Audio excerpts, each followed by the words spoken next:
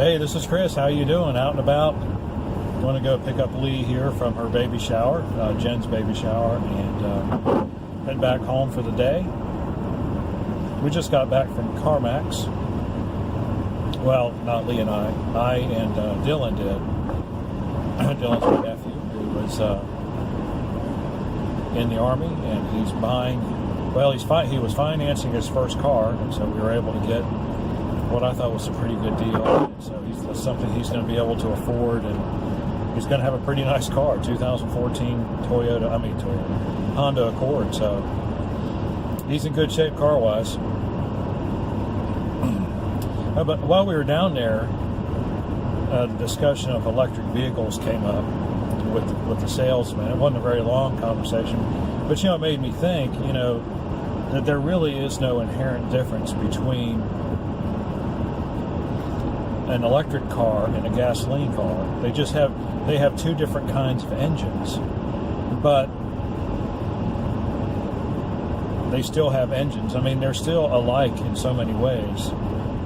And I don't know why I think of electricity as being fundamentally different from gasoline, because it's really not. They're both just ways of storing energy, if you think about it.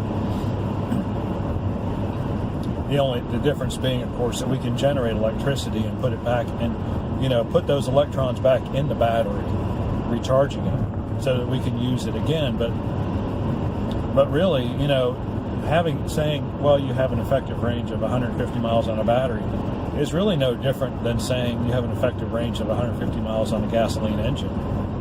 It's the same distance. Now,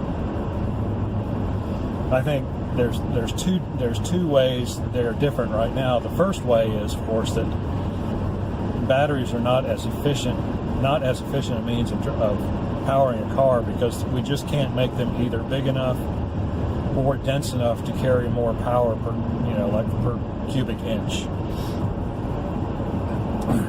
And so the range on a battery operated vehicle is always less.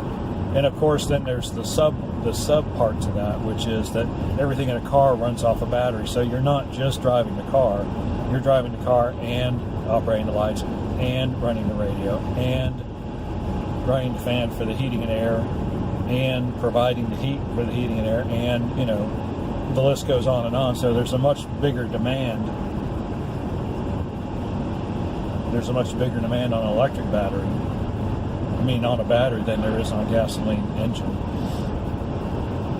But I think when it comes right down to it, the fundamental difference right now, and one that's going to have to be overcome before battery operated vehicles become more commonplace, is that, if you're about to run out of gas, you just go to the gas station, and it takes you about 3 minutes to put more gas in your vehicle, and then you're off and running again, and you've got 300, 400, 500 miles before you have to fill up again. But it's really not a big deal to have to refuel. On a battery operated vehicle, though, you have to stop and you have to plug it into a charging station of some sort, and who knows how long. I don't know how long they take, but I know it's more than 2 or 3 minutes.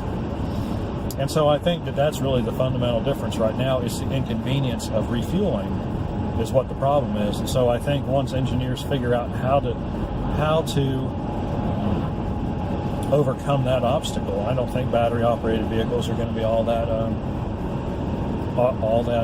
practical, unless you're someone who just doesn't need to go more than 100 miles a day. Now, there could be a lot of people like that, but still, if you're planning a trip, can you imagine having to stop every 200 or 300 miles and sit there for an hour while your car charges? See, that just doesn't work. That doesn't work at all.